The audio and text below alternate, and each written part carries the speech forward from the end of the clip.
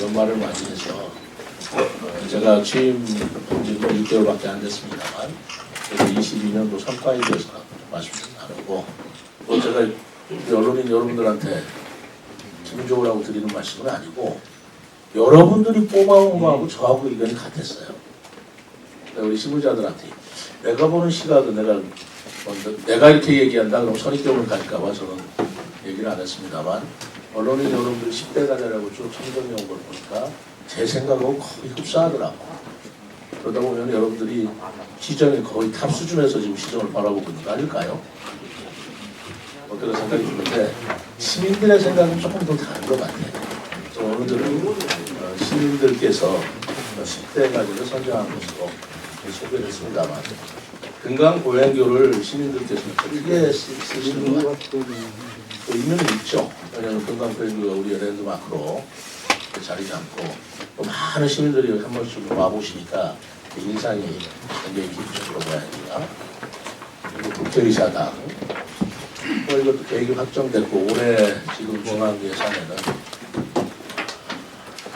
구직회의비 한 300억 가량 논의가 되고 있습니다. 확정이 안 돼서 뭐라고 앞으로 좀 말씀 못 드리겠습니다만 지금 들어가 있는 상태거든요.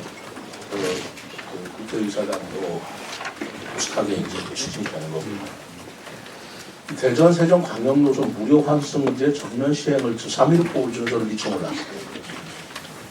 이것은 좀 하위권이 아니고 사실 별로 안 들어왔어요. 이게 뭐 큰 정책이고 그런데 시민들은 이게 큰 거라는 게 실생활에 관련된 일이라 또 어떻게 생각하면 맞겠다 이런 생각이 들더라고요. 대통령 제2집무실 설치보다 무료 순찰제가 더 크게 시민들한테 보이는 모양입니다. 언론인들 여러분들께서 뽑으신 1등은 뭔지 아세요? 언론인들 여러분들께서 의견을 모아서 1등을 뽑은 게 하계유대였어요. 하계유대를 제일 큰 걸로 치시더라고요. 그리고 우리 세종시에 후대에 남을 큰 성과로 길게 할 때에도 유대회가 대통령 집무실도 그렇습니다. 굉장히 큰 것이라고 생각합니다. 그 다음에 세종예술의 전당 개관도 저도 이것이 이렇게 큰 것인가라는 생각을 했는데 시민들께서는 또 크게 보이시는 거예요. 어차피 세종예술의 전당 기본계획상에 있기 때문에 언제 들어서도 들어설 수 있는 건데 어쨌든 이게 일찍 개관됐다는 것 그것에 대해서 시민들께서 굉장히 크게 보이시는 것은 역시 시민들께서 원하시는 것은 현장 피부에 닿는 삶의 모습이다. 삶의 이슈다라는 생각이 드는데 그렇습니다. 그리고 엠버스 노선 신설 확정도 이것도 사실은 잘 안 보이는 이슈인데 저는 그걸 굉장히 크게 봤었어요. 시민들께서 이걸 높게 하는 것인지 교통 문제가 얼마나 시민들한테 지금 말하자면 해결해야 될 문제로 바라보고 계시나라는 걸 볼 수 있는 거고 엠버스가 이렇게 의미가 있는 것은 비수도권에서는 최초라는 겁니다. 수도권 이외에 엠버스가 노선이 결정된 건 세종시가 처음이에요. 뭐든지 처음 뚫기가 그렇게 어려운 거 아니겠어요. 처음 뚫어내면 두 번째는 뭐 좀 선례가 있으니까 되는 건데 처음은 선례도 없다. 안 해본 거기 때문에 무슨 위험이 있다 해가지고 도저히 뚫어내기 어려운 건데 부동산 3중 규제 6년 만에 완전 해제도 시민들의 입장에서 굉장히 흥미롭습니다. 뭐 그것이 꼭 제가 노력해서 원희룡 장관이 세종시를 생각해서라기보다는 전국적인 부동산 말하자면 동결 현상이라고 할까 그런 거 침체 때문에 이렇게 쓸 수밖에 없는 과정에서 세종시가 풀려나오는 사실이지만 어쨌든 세종 시민들 입장에서는 3중 규제 완화가 됐다는 것이 큰 위안이 되고 내집 마련하는 데 도움 얘기가 될 것이라고 판단했던 것 같습니다. 그리고 세종축제하고 대한민국 정원산업박람회 개최를 9위로 꼽더라고요.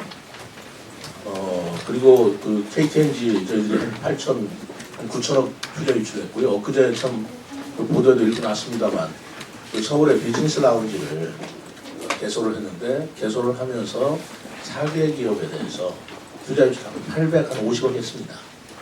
고용 인원이 한 500여 명. 그 정도도 상당히 좋은 성과라고 저는 생각을 하는데 어쨌든 그거가 포함돼서 투자 유치권인데 우리 언론인들 여러분들께서는 저 투자의 출퇴비 높게 그 성과를 평가하시는 반면에 정원산업박람회는 11억 굽더라고요. 행사는 뭐 그건 할 수 있는 거 아니냐 뭐 이렇게 보시는 것 같아요. 저는 그런 시각을 가지고 있었는데 어쨌든 우리 시민들의 입장에서 보실 때 세종시 10대 주요 성과를 짰습니다. 우선 유대회를 유치했는데 그러면 그 유대 선수나 임원들이 인천공항에 오면 오송역에 왔다가 오송에서 다시 경기장까지 버스 타고 와야 되려면 보통 지금도 한 2~30분 걸리는데 한 4~50분 걸리지 않겠어요?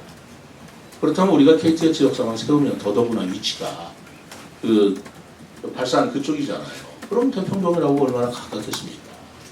그래서 꼭 유대회와 관련돼가지고 불필요한 시설까지도 해야 될 이유는 없지만 이것은 유대회에 관련돼서도 더욱더 필요한 그런 그 필요성이 더 커졌다. 저는 그렇게 보고 있습니다.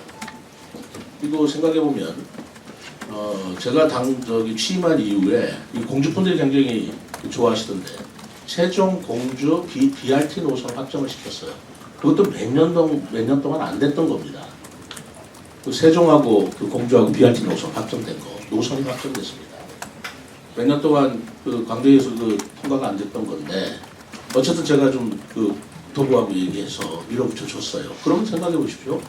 공주하고 세종하고 BRT 노선이 있을 때 그 BRT 노선이 맞닿는 곳에 KTX가 있다면 공주분들 얼마나 좋아하시겠어요? 그렇지 않겠습니까? 이 공주분들이 KTX 타려면 공주역에 가시거나 아니면 오송역에 오셔야 되는데 오송역으로 많이 오시단다. 차라리 서울이 더 가까우니까. 그런데 KTX 역사가 우리가 생각한 그 대통령 일대에 생겨진다면 공주와도 우리가 광역권으로 훨씬 더 메가시티로 접근되는 그런 길이다라고 생각을 하고요. 유성에 있는 국민들도 거기에 KTX역이 있다면 서대전역이나 대전역 이용할 하등의 이유가 없죠. 그럼 KTX 역사가 우리 세종시민 40만을 위한 게 아니고요. 유성시민, 유성구민 35만. 그리고 공주가 얼마나? 17만인가요?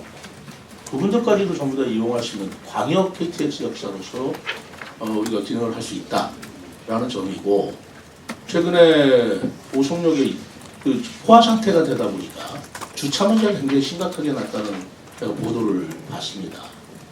그렇다면 KTX 역사가 그 기능을 더 분산시켜서 역할 분담을 해야 될 거 아니냐. 그래서 오송역도 원활하게 이용하게 하고 KTX 역사도 세종 KTX 역사도 우리가 교통을 편의를 볼 수 있도록 주차장 계획을 다시 세우라고 했습니다. 기존에 있던 계획보다 더 확충시켜야 되겠다. 타당성 용역에서 그 점을 우리가 집어넣으라고 했어요.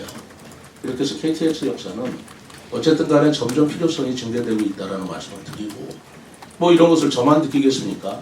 뭐 국토부들, 뭐 대통령님들 안 느끼시겠습니까? 그렇게 느끼고 있다고 생각하고 성병환 부장도 그런 취지의 얘기를 하지 않았나. 물론 다른 경로를 가지고 계신지는 몰라도 저도 그렇게 생각합니다.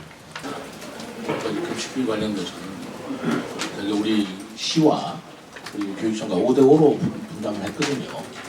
분담을 했고 이 급식비를 구성하는 요소가 식재료비, 인건비, 운영비 이 3개 요소로 되어 있는데